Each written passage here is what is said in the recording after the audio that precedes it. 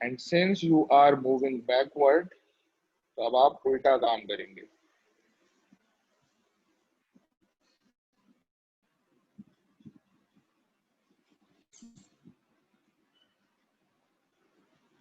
So अब उल्टा काम क्या होगा कि जितना भी स्टॉक आपका इन हुआ है between December 31 and January 5th, तो बैक जाना है ना, उल्टा करेंगे. इन माइनस हो जाएगा और आउट प्लस हो जाएगा.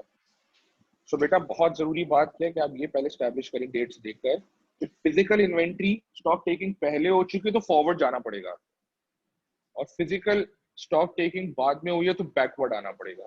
तो ये फॉरवर्ड बैकवर्ड आइडेंटिफाई करना, that is the most crucial step. Because अगर आपने फॉरवर्ड को बैकवर्ड कर दिया और बैकवर्ड को फॉरवर्ड कर दिया तो पूरा सवाल आप उल्टा करके आओगे. So take the screenshot. I am giving. जी जी बोले सर.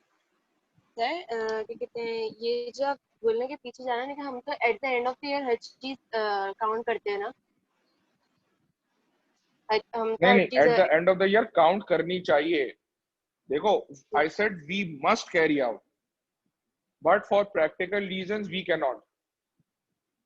सर लेकिन जिस तरह आप ये बोल रहे हैं, अगर ईद की छुट्टियां नहीं भी आ रही, अगर ईद की छुट्टियां नहीं भी आ रही या क्रिसमस की छुट्टियां नहीं भी आ रही, जैसा होता है December 25 को, तब भी क्या होता है कि जो बड़ी कॉर्पोरेशन होती है ना, so they have got this huge inventory, they have got these huge warehouses, and physical stock taking takes about a week even.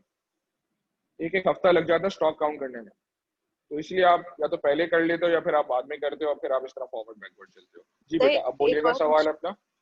Sir एक और क्वेश्चन है कि जिस तरह बोले Jan 5 से लेकर हमें December 31 पीछे जा रहे हैं, तो ये किस तरह हमें पता चलेगा कि पीछे का पूछ रहा हूँ. वो आपको बोलेगा कि इन्वेंट्री ईयर एंड आपको बताएगा, ये आपका ईयर एंड है, राइट.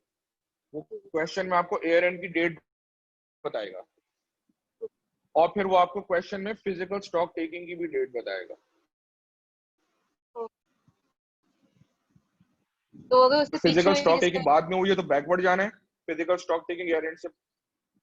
जी जी बोले बोले बोले. नहीं सही सही सही है ना. आपको डेट्स वो मेंशन करेगा क्वेश्चन में, ठीक है. तो अगर आपकी physical stock taking year and से पहले हो चुकी है तो आपको फॉरवर्ड जाना पड़ेगा. ओके. और ईयर एंड के बाद अगर फिजिकल स्टॉक टेकिंग हुई है तो आपको बैकवर्ड आना पड़ेगा. So dates will be mentioned in the question. जी बेटा, और किसी को कोई क्वेश्चन है तो माइक पे पूछिएगा. In the meantime. Alright बेटा. बेटा स्क्रीनशॉट ले लीजिए पहले तो. I am giving you 5 second. Take the screenshot. 5 4 3 2 1. Alright. So anybody would like to ask me anything else? Stock taking का जरा मतलब थोड़ा सा माइक पे बता. पूछिएगा बेटा. स्टॉक टेकिंग का मतलब जरा थोड़ा सा बता.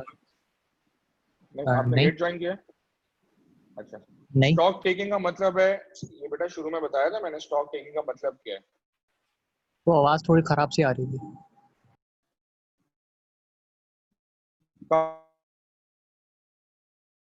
Counting the inventory in the warehouse.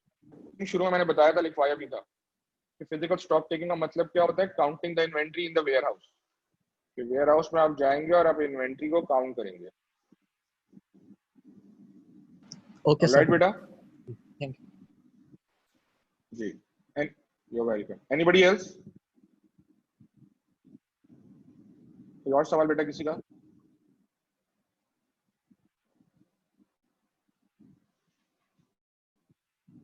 Alright. सो बेटा जरा जल्दी से मुझे चैट के ऊपर बता दीजिए एक ओके या क्लियर का मैसेज लिख दें if things are clear to you, and if you have got any queries please ask me right now. बेटा सब लोगों से जवाब चाहिए जल्दी से, क्विकली. एक क्वेश्चन करना है अभी हमने पूरा.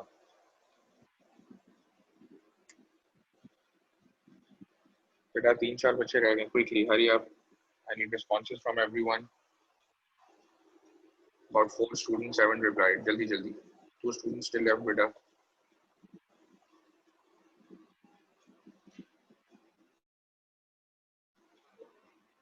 All right. Good. So everyone have understood. Okay. So let's do one full-fledged question on this. Okay, beta. Just read question number 1 और क्वेश्चन नंबर 1 रीड करके आप मुझे चैट पे लिखिएगा कि क्या ये फॉरवर्ड जा रहे हैं या बैकवर्ड आ रहे हैं. कौन सा क्वेश्चन है, क्या ये फॉरवर्ड का है या बैकवर्ड का है? You need to identify that.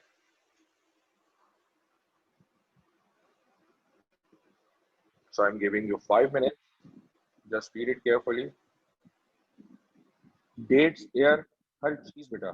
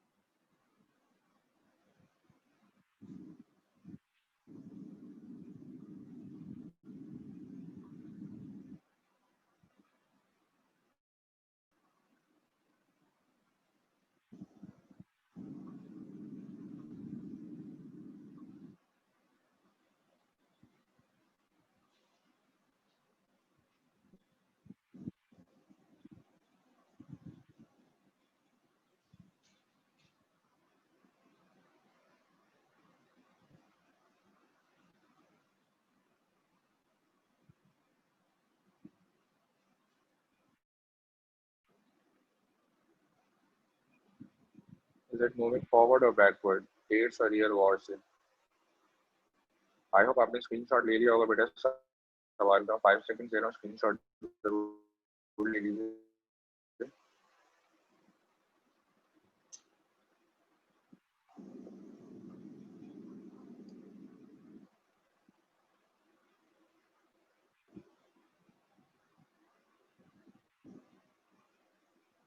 5 4 3 2 1. Alright जी. सो मैं चैट पे वापस आ रहा हूँ. थोड़ी देर के लिए मैं स्क्रीन शेयरिंग रोक रहा हूँ so I can have a look at your answers. I've received 10 answers.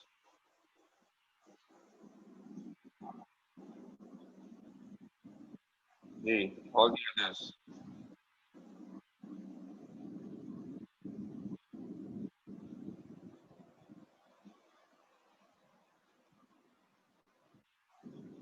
Few of them are correct answers, few of them are wrong answers.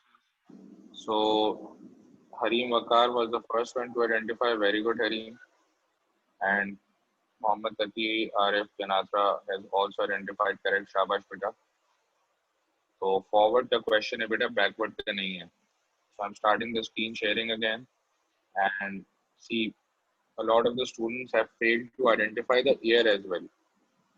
आप लोगों ने सिर्फ डेट्स देखी है, ईयर नहीं देखा. देखने कैसे. So listen carefully. Your financial year end is 31st December 2013, right? So year end is, like I've said, okay, the dates will be given to you. So this is December 31st, 2013. And this is your year end. But could not carry out the physical stock taking at the year end. The company's record for the year end did reveal the following. So inventory हमें कब की available है? January 1, 2013. So this is not January 1, 2014. तो बाद में नहीं है. This is not January 1 बाद वाला. No. This is January 1, 2013. यानी कि opening inventory है आपके पास. That's it. Stock taking की नहीं आपने सिरे से.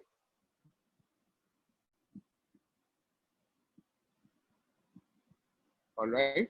तो inventory की figure यहाँ की available है आपके पास. So now you have to move forward.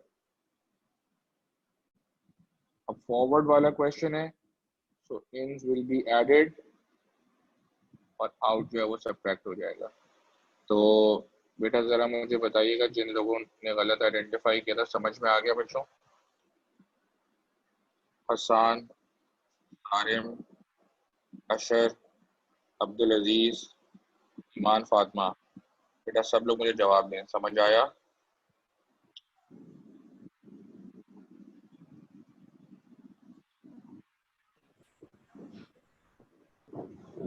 Sir जी जी। सर मोर प्रिसाइजली हमें एयर पे फोकस करना है ना, मंथ तो पता चल जाएगा कि आपको डेट्स, एयर का। डेट्स एंड ईयर बोथ बेटा, dates and year both, because see December 31 जरूरी नहीं आपका ईयर एंड हो, आपका year end could have been June 30th as well. तो June 30th 2013 अगर ईयर एंड होता तो हो सकता है आपके पास जुलाई की इन्वेंट्री वो भी 2013 की होगी, और हो सकता है आपके पास अवेलेबिलिटी फिजिकल स्टॉक टेकिंग पहले कर लिया आपने, मई में कर ली हो, वो भी 2013 होगा, तो उस केस में फिर ईयर इररिलेवेंट हो जाएगा। So you have to look at the months and the dates both. ठीक है बेटा।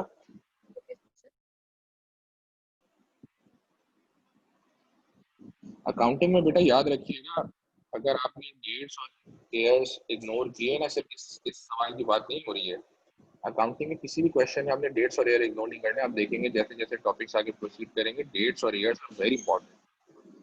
गुड हो गया, थैंक यू बच्चों। Alright, so let's move on. तो सबसे देखो, अब एग्जाम के अंदर अब देखो आपने सिर्फ क्या, आपको आपको परफेक्ट नॉलेज हो, but you fail to identify कि यार वो डेट्स और ईयर की वजह से, तो आपने गलती से आइडेंटिफाई कर लिया बैकवर्ड, आप करके आ जाएंगे पूरा सवाल उल्टा। तो बेटा एक तो ये है कि आपकी अकाउंटिंग नॉलेज तो स्ट्रांग होनी चाहिए, that's a given, but you also need to understand that you need to read the question very carefully. सवाल गौर से पढ़ें, सवाल की बात समझें। अकाउंटिंग नॉलेज तो बाद में अप्लाई करोगे ना, when you have fully understood the question. Question ही समझ में नहीं आया तो अकाउंटिंग नॉलेज से क्या करोगे? Alright, please read the question carefully. So once we have established कि द क्वेश्चन जो है ये मूविंग फॉरवर्ड का है, so now let's see. Okay, so हमारे पास इन्वेंट्री अवेलेबल है as of January 1, 2013, 40,600. So let's quickly solve this. तो पहले एक प्रॉपर हेडिंग होनी चाहिए, ठीक है। सो हमें इन्वेंट्री कैलकुलेट करनी है as at December 31, 2013, right. So calculating inventory, calculation of inventory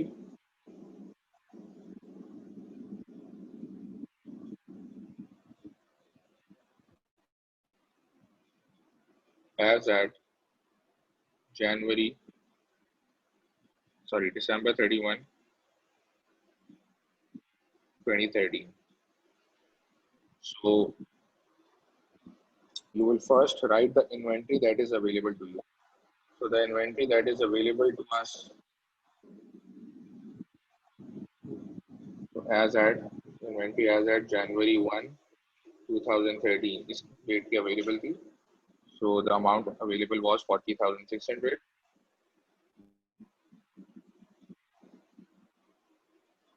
40,600. All right.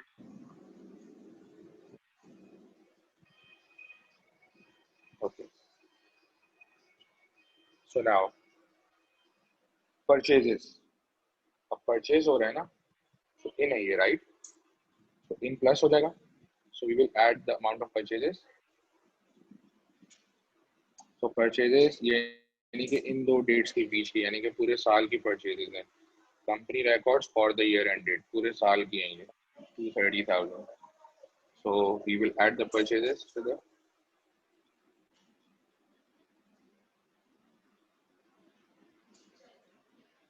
230,000.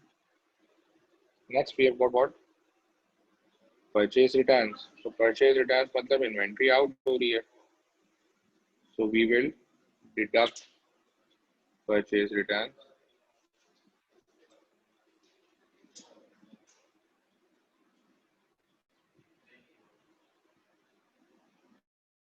So purchase returns है आपकी बेटा 15,000. ये माइनस हो गया. Now sales.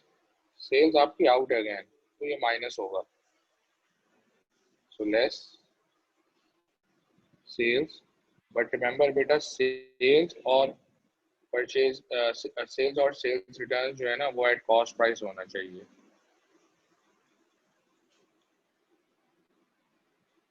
देखो वही ओरिजिनल कॉन्सेप्ट जो मैंने आपको बेटा बताया था कि फॉर एग्जांपल आपने एक पेन खरीदा है से $2 का, और ये पेन आपने बाई किया तो इन्वेंट्री में ऐड हो गया और ये पेन आपने सेल कर दिया। फॉर एग्जांपल ये पेन आपने सेल किया $3 का, तो इन्वेंट्री से आउट हो गया। लेकिन अगर 2 पर इन करोगे और 3 पर आउट करोगे, विच इज द सेलिंग प्राइस, ये कॉस्ट प्राइस है, ये आपकी सेलिंग प्राइस है, तो आपका आंसर आएगा इन्वेंट्री का 1, -1। क्लोजिंग इन्वेंट्री आपके पास -1 की, विच इज रॉन्ग। तो आपको क्या करना है बेटा, कॉस्ट पर इन करना है और कॉस्ट पर ही आउट करना है। तो जो बेचा है उसकी कॉस्ट प्राइस लेनी पड़ेगी। तो sales should be taken at the cost price. अब आपके पास इन्वेंट्री आएगी 0, which is the correct answer. एक पेन खरीदा था और वही पेन आपने बेच दिया। तो कॉस्ट पर इन करना है और कॉस्ट पर ही आउट करना है। So a very important point to note is that sales and sales returns must be taken at cost. अब सेल्स वैल्यू तो सेलिंग प्राइस पर होती है। अब हमारे पास वही तरीका अप्लाई होगा जो हमने इससे पहले सीखा था लास्ट क्लास के अंदर। जो सारी हमने मेहनत करी थी वो इसलिए करी थी। तो अब लास्ट क्लास जैसा सवाल कैसे बन गया देखो, सेल्स की फिगर अवेलेबल है राइट, 180,000 की। अब मार्कअप या मार्जिन ढूंढो, सवाल में दिया हुआ होगा last point, the company charges a markup of 30%। अगर मार्कअप है 30% का, अब मैं आपसे बोलूं कि मुझे याद है हमने कल बता रहे थे कि हमें प्रॉफिट चाहिए, ठीक है, और हमें कॉस्ट प्राइस चाहिए। सेम लास्ट क्लास में हमने ऐसे क्वेश्चन देखे थे, तो ये बिल्कुल वही कहानी सिनेरियो सामने आ गया। तो हमें सेल्स की कॉस्ट प्राइस चाहिए ना, तो गुड सेल करी है। बताओ ये जो गुड्स हमने 180,000 की सेल्स करी है और अगर मार्कअप 30% हो तो कॉस्ट प्राइस कितनी होनी चाहिए? मुझे डायरेक्ट बस चैट के अंदर कॉस्ट प्राइस लिखकर बताना।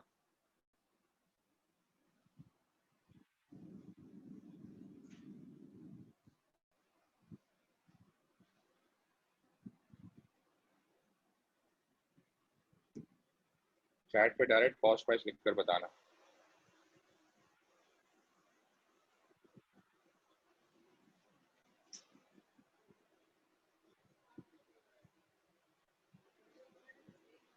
बेटा ये जो है ना, जो आप लोगों की देर लगती है ना, इसका मतलब ये है कि आप लोगों ने उसको बाद में बैठ के रिवाइज नहीं करते हो। वही सारे सवाल जो मैं क्लास में करवाता हूँ दोबारा किया करो बेटा, वरना एक चीज आती है ना but still you are taking time with it, that means आपका पेपर कंप्लीट नहीं होगा, आपका पेपर छूट जाएगा। तो ये तो ज्यादा अफसोस होता है इंसान को कि यार एक चीज मुझे आती है और वो सिर्फ इसलिए छूट गया कि मैं टाइम पे कंप्लीट नहीं कर सका। और टाइमिंग इम्प्रूव करने की सबसे अच्छी तरीका यही होता है कि आप प्रैक्टिस करें बार बार। जल्दी जल्दी बेटा कॉस्ट प्राइस बताओ इस सामान की जो 180,000 का हमने सेल किया है, markup is 30%, what should be the cost price? Same जो लास्ट क्लास में हमने पढ़ा था वही प्रिंसिपल है। तो मैं स्क्रीन शेयरिंग रोक रहा हूँ थोड़ी देर के लिए, मुझे चैट पे लिख के बताएंगे आप कॉस्ट प्राइस कितनी है बेटा।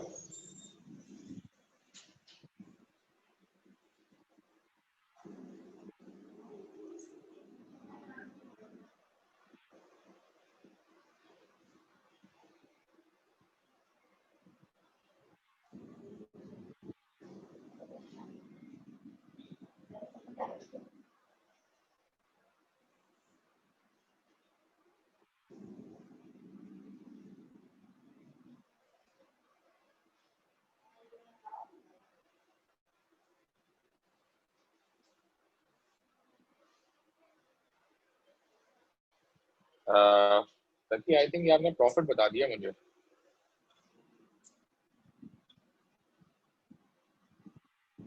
ये प्रॉफिट आए थे।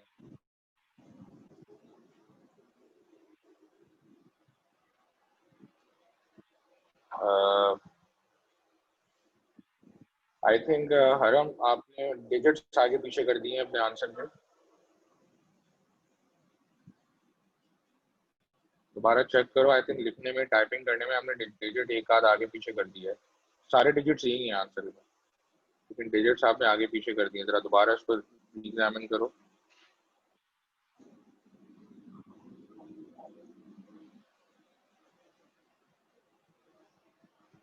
Hurry up, बच्चों, keep your answers coming quickly. Now this actually shows that you have not been studying and this is not good बच्चों। इतनी देर लास्ट क्लास आप याद करें कि आप लोग 30 सेकंड्स के अंदर अंदर जवाब दे रहे थे। अब वो प्रैक्टिस नहीं करी तो ये हाल हो गया। जी अब्दुल अजीज शाबाश, आंसर बिल्कुल ठीक है आपका। क्विकली बच्चों, हरी आप।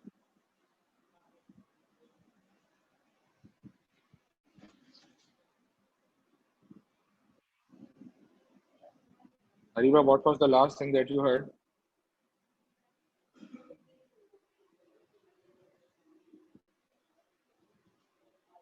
Hariba, what was the last thing that you heard? बेटा माइक पे बता दो, चैट पे लिखने में टाइम लगता है। जी हरीम शाबाश, answer is correct.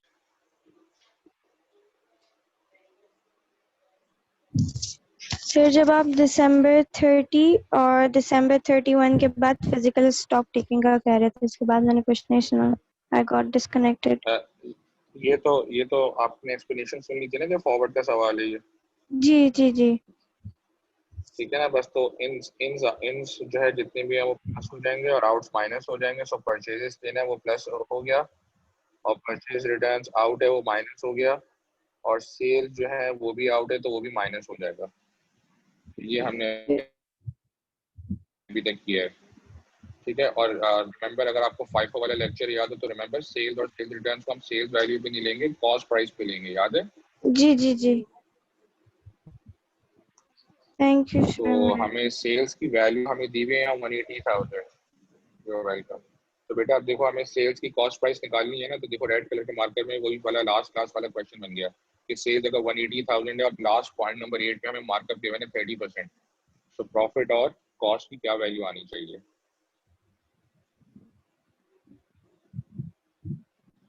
Okay sir, thank you. You are welcome. अब देखो बेटा, 2-3 बच्चों ने जवाब दिया, बाकी बच्चों ने जवाब नहीं दिया, हालांकि लास्ट क्लास में सब लोग जवाब दे रहे थे। This is the issue. और ये बेटा मैं आपको बता दूं, सुसाइडल टेंडेंसीज है। अगर ग्रेड में बी ई या यू ग्रेड लेना है तो फिर तो आप इसी तरह चलते रहो, लेकिन बेटा अगर आप लोगों ने प्रॉपर्ली पढ़ना है ना, तो ये मैं बता रहा हूँ, इसको मत समझो ओ लेवल्स की तरह कि मैं आखिरी के 2-3 महीने पढ़ के ना तीर मार दूंगा कोई, ये नहीं होगा। पर्सनल एक्सपीरियंस बता रहा हूँ, खुद भी मैंने ओ लेवल्स किया हुआ है और इतने ईयर से मैं पढ़ा रहा हूँ। It is a very fatal strategy. अगर आप लोग ये समझते हैं कि जी बस क्लास में पढ़ लिया और घर बैठ के नहीं पढ़ा मैं, तो अभी से बता दूं, D if you are lucky, वरना ई या यू ग्रेड, अभी से समझो। And if you follow my program fully तो एडवांस में अच्छे ग्रेड की मुबारकबाद दे दो। So take this thing very seriously. बेटा ये थोड़ी है कि अब वो हर क्लास के अंदर एक ही चीज रिपीट करूंगा। बहरहाल अभी मैं रिपीट कर रहा हूँ जो मैंने लास्ट क्लास में कराया था। सो गुड वर्क टू दोस्त who have got the answer already. तो मैंने आपको क्या बताया था लास्ट क्लास में? Use this formula, sales cost equals profit, तो चीज गिवन होगी। सो पॉइंट नंबर 4 में हमें सेल्स गिवन है 180,000 और कॉस्ट हमें ज़ाहिर निकालनी है, तो वो एक्स हो गई। नाउ मार्कअप दिया हुआ है, मार्जिन दिया हुआ है, हमें मार्कअप दिया हुआ है पॉइंट नंबर 8 में 30%। So if markup is 30%, that means profit will be 30% of cost which is x. So 180,000 minus x equals 0.3x। अब ये एक्स उठ के इधर आ जाएगा तो ये प्लस हो जाएगा, तो 1.3x हो गया। So 1.3x equals 180,000. Therefore, x equals 180,000 divided by 1.3. Last class में से हमने ऐसे ही सीखा है. It's disappointing that a lot of you could not get the answer. Screenshot लीजिए इसका.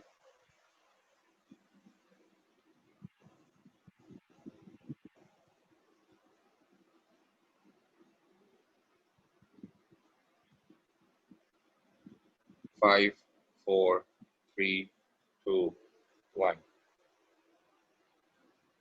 सही है बेटा. अब सेल्स एट कॉस्ट आ गई. अब छोटी से छोटी कैलकुलेशन जरूर दिखा दिया करो. हमने जो फाइनल किया था 180,000 डिवाइडेड बाय 1.3 करके आंसर निकाला है. तो क्या आंसर आ रहा है बेटा, जरा जल्दी बताइएगा मुझे क्विकली माइक पे. 13 क्या आया था सर? 138 138,461.538। तो राउंड करके 462 हो गया ये. अब ये लेस होंगी बिकॉज सेल्स आउट हो रही है. ठीक है.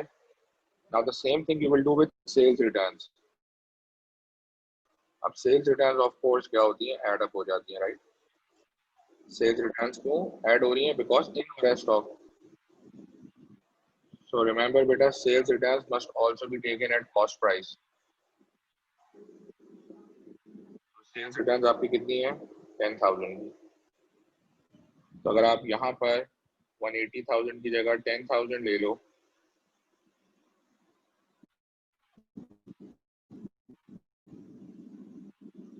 अल्टीमेटली आप क्या कर रहे होगे, 10,000 को भी डिवाइड कर रहे होगे 1.3 से। तो आप देख सकते हो यही आंसर आएगा।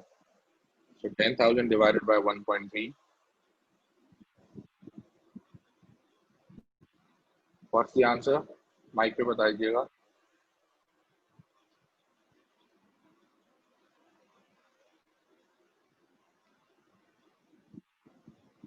माइक पे बताइएगा बेटा।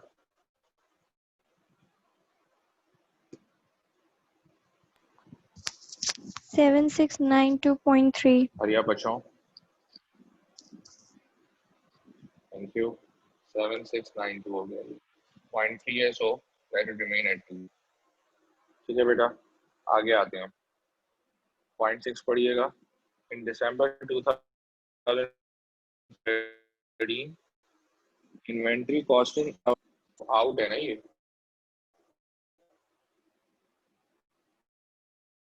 क्या stock did not cover the loss, the हमें amount receive loss of 3500।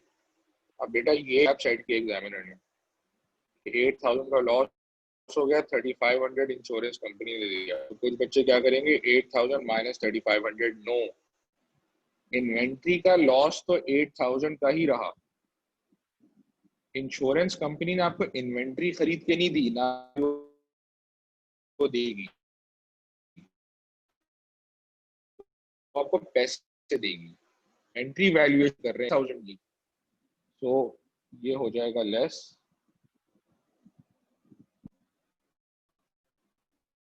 Inventory loss, पूरा 8,000 का। क्यों लेस किया, बिकॉज आउट है ये, ठीक है ना, ये आउट है। तो परचेजेस इन था तो इसलिए प्लस हो गया, परचेज रिटर्न्स आउट था इसलिए माइनस हो गया, सेल्स आउट था इसलिए माइनस हो गया, सेल्स रिटर्न्स इन है इसलिए प्लस हो गया, इन्वेंट्री लॉस आउट है इसलिए माइनस हो गया। ठीक है बेटा। Now the last point 7, in November 2013, मतलब साल के एंड खत्म होने से पहले, goods costing 26,000 were sent on a sale और रिटर्न बेसिस टू अहमद। अब सेल और रिटर्न बेसिस क्या है, कॉमर्स वाले तो इससे वाकिफ होंगे, लेकिन फिर भी कॉमर्स वालों के लिए और स्पेशली साइंस वालों के लिए गौर से सुन लें। देखो बेटा, इस टर्म के अंदर ही इसकी पूरी कहानी छुपी है। सेल और return basis, that means to the customer, चाहे तो रख ले या वो वापस कर ले। सेल रख लिया उसने तो हमारी सेल हो गई, फिर कस्टमर ने रख लिया तो, या कस्टमर के पास ये भी राइट है कि वो वापस कर सकता है।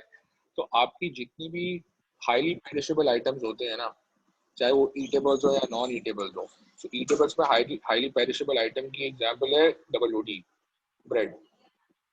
सो ये सेल और रिटर्न बेसिस पर होती है। जितनी दुकानों में कभी आप सुबह जाएंगे ना, तो ब्रेड भी होती है, तो पुरानी ब्रेड नई ब्रेड आप कि भाई अगर ये किसी को फैसिलिटी नहीं देंगे ना, तो जिसकी 10 डबल रोटी बिकती होगी ना, वो शेयर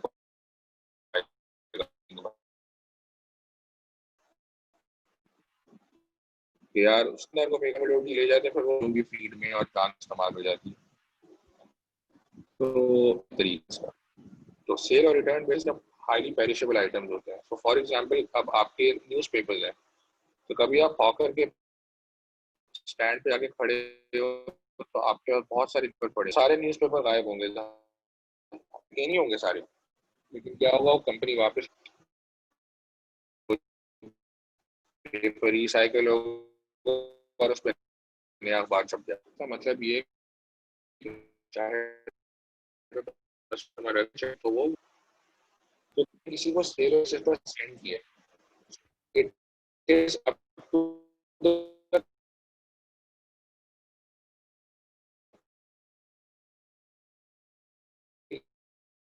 सर की आवाज बहुत कट के आ रही है।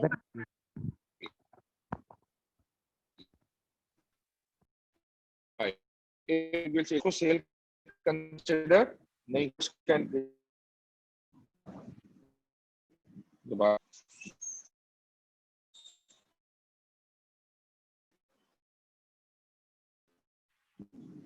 बच्चों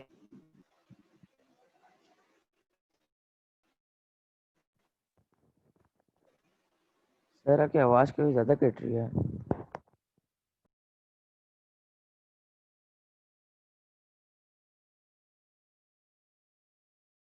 यस सर की आवाज।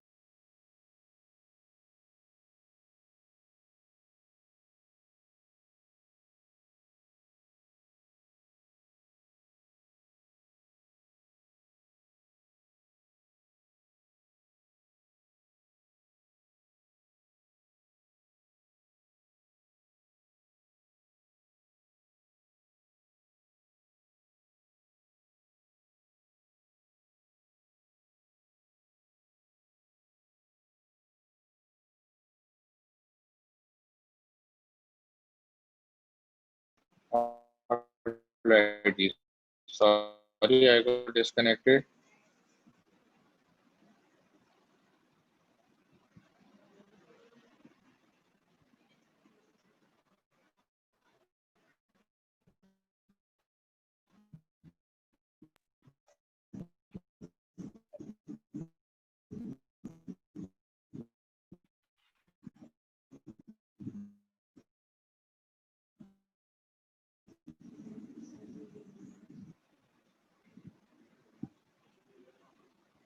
बेटा मेरी आवाज आ रही है आप सही? सर अभी भी थोड़ी बहुत कट रही है।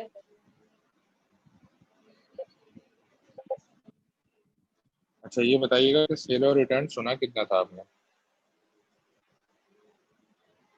सर सेल्स और सेल रिटर्न सुन लिया था, वो हो गया था। सेल और इन्वेंट्री सेल लॉस रिटर्न के समझ बाद में आ आपकी गया बात सारा? आवाज। जी नहीं सेल और रिटर्न बेसिस समझ में आया था? सेल और रिटर्न बेसिस इन्वेंट्री के बाद बता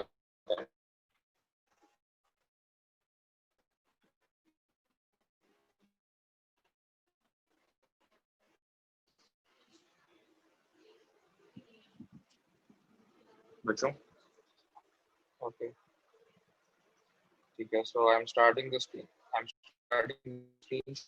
again अभी अभी मेरी आवाज सही आ रही है बेटा आपको? सर वही कट रही है बार बार, मतलब बीच बीच में।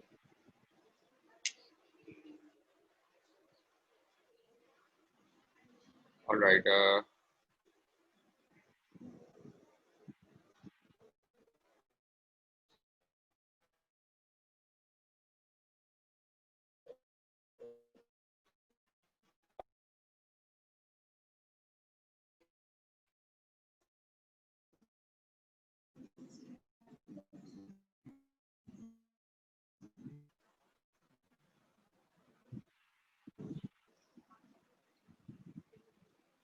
बेटा अभी भी कट रही है आवाज या अब सही हो गई? सर अब सही है। अब सही हो गई ठीक है so बेटा सेल और सेल रिटर्न बेसिस क्या होता है कि ऑलराइट सेल और सेल रिटर्न बेसिस क्या होता है कि चाहे तो कस्टमर अपने पास सामान रख ले या वो वापस कर दे आपको। तो फॉर एग्जांपल अगर आपकी ब्रेड फैक्ट्री है ना तो आप दुकानदार को क्या बोलोगे कि यार ये ब्रेड रख लो जितनी बिक गई ठीक है वरना बाकी वापस कर देना। तो तमाम जनरल स्टोर्स पे देखिए सुपर मार्केट्स पे देखिए जो भी ब्रेड होती है जो बच जाती है वो अगले दिन डबल रोटी वाले वापस ले जाते नहीं। It is a highly perishable item. Hawker के स्टैंड पर पड़े हुए होते हैं रात तक पड़े हुए होंगे लेकिन अगले दिन वो गायब होंगे तो कंपनी आगे पुराने वाले न्यूज़पेपर ले जाती है। तो ये कस्टमर के ऊपर है कि whether he wants to keep the goods और he wants to return the goods. ठीक है बेटा तो कस्टमर जब तक अगर सेल और रिटर्न बेसिस पर आपने सामान सेंड किया है तो आप उसको सेल कंसिडर नहीं कर सकते जब तक कस्टमर ना बोले हाँ साहब ये बिक गई। फॉर एग्जाम्पल आपने 10 डबल रोटी लेकर आए दुकान को, अब वो गया 8 बिक गई है, ये 2 वापस ले जाओ, तो आप फिर 8 WTO को अपनी सेल कंसिडर करोगे, ठीक है। और 2 जो है उसको आपने शुरू में सेल कंसिडर नहीं किया था। जब बेसिकली करते हैं, जब कस्टमर हमें सेल रिकॉर्ड करते हैं, तो सेल और रिटर्न बेसिस जब तक रिकॉर्ड नहीं होती जब तक कस्टमर एक्सेप्ट, जब तक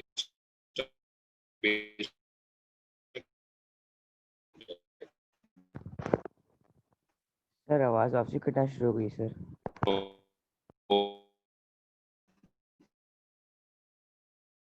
सेल और रिटर्न बेसिस की बात हो रही थी, ये सेल और रिटर्न बेसिस आगे भी आएगा। अब सही हो गई? ये सब सही होगा।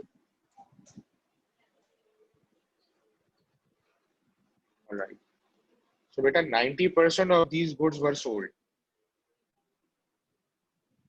and these were in addition to the sales above. तो ये जो सेल्स हैं वो ऊपर सेल दी हुई है ना पॉइंट नंबर 4 में, इसके अलावा है।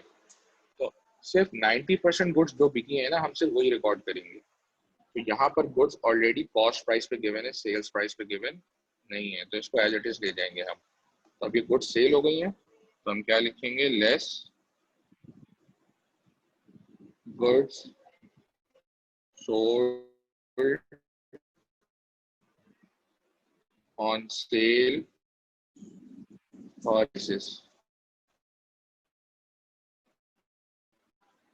26,000 की गुड्स में सबसे वही सेल कंसिडर होंगी, बाकी जो 10% नहीं बिकी, जब तक कस्टमर नहीं बोलेगा हम सेल कंसिडर नहीं करेंगे। सो 90% equals to 2400 additional sales हैं ये। So what's the final answer now? Sir अब आपकी आपके आवाज पास कट रही इन्वेंट्री आ थी जाएगी बीच एयर में। एंड। 23,400।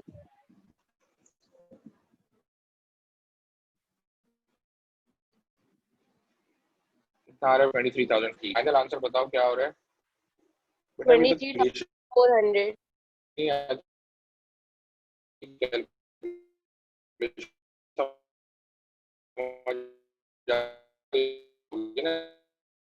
सर आपकी आवाज खराब है। ठीक है।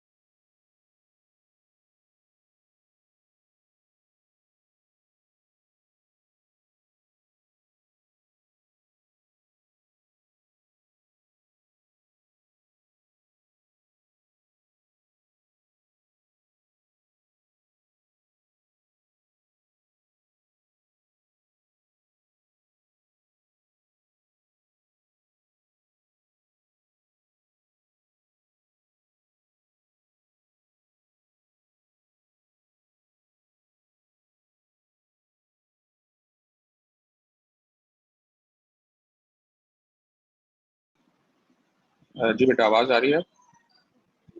जी सर अब आ रही है। ठीक है, बस वो हमने जो एडिशनल सेल्स थी ना 26,000 का 90% लेके वो फर्दर लेस करना है बस, और फिर हमारा फाइनल इन्वेंट्री का आंसर आ जाएगा। मैं स्क्रीन शेयरिंग ऑन कर रहा हूँ, उसका स्क्रीनशॉट ले लें, और फिर क्वेश्चन नंबर 2 का भी स्क्रीनशॉट ले लें। वो क्वेश्चन नंबर 2 आपने होमवर्क में करना होगा। सर वो जो 10% बचेगा वो हम कहीं पे रिकॉर्ड नहीं करेंगे? नहीं, क्योंकि वो अभी कस्टमर ने नोटिफाई नहीं किया। जब तक कस्टमर नोटिफाई नहीं करता हम नहीं रिकॉर्ड करते। ठीक है बेटा, इसका स्क्रीनशॉट लीजिए।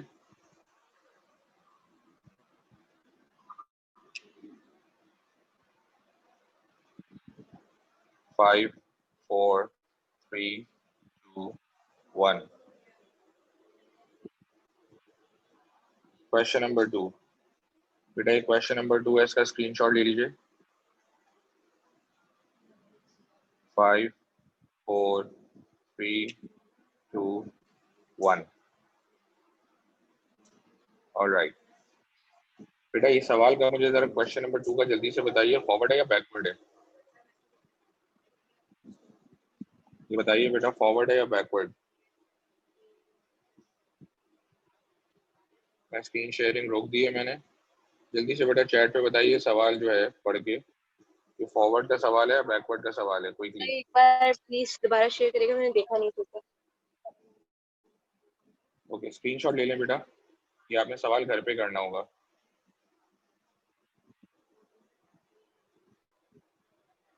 जी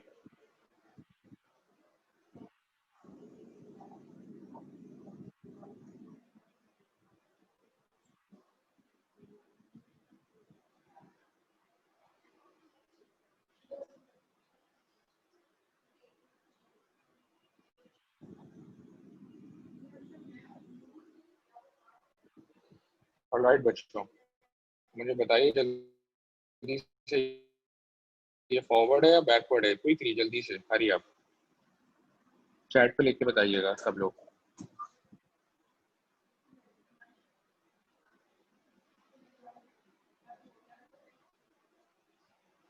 हरी आप सब लोग बेटा, क्विकली, फॉरवर्ड है या बैकवर्ड है?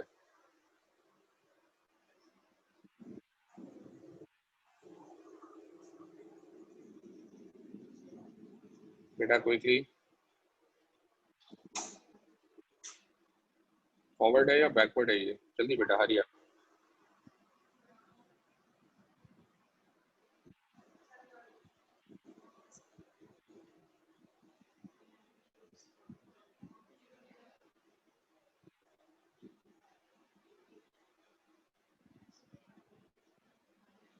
जल्दी बेटा बताइए, ये फॉरवर्ड का क्वेश्चन है या बैकवर्ड का क्वेश्चन है? हरी आप कीप योर आंसर्स कमिंग। जल्दी बेटा जल्दी, हरी आप, बाकी सब लोग भी बताइए।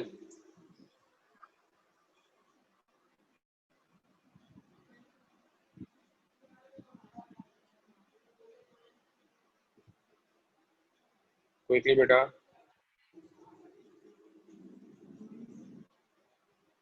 ऑलराइट, तो दो आंसर ये आए हैं। Yes, the answer is correct, शाबाश शरीम एंड तकी, बैकवर्ड का क्वेश्चन है ये बेटा। तो इस सवाल को आप अटेम्प्ट करेंगे, फिर हम नेक्स्ट क्लास में इसको डिस्कस करेंगे इंशाल्लाह। ठीक है बेटा, to complete this question we will discuss this in the next class.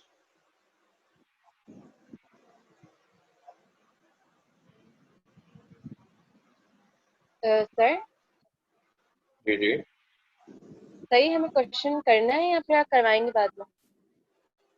ये क्वेश्चन आपने खुद करना है। ओके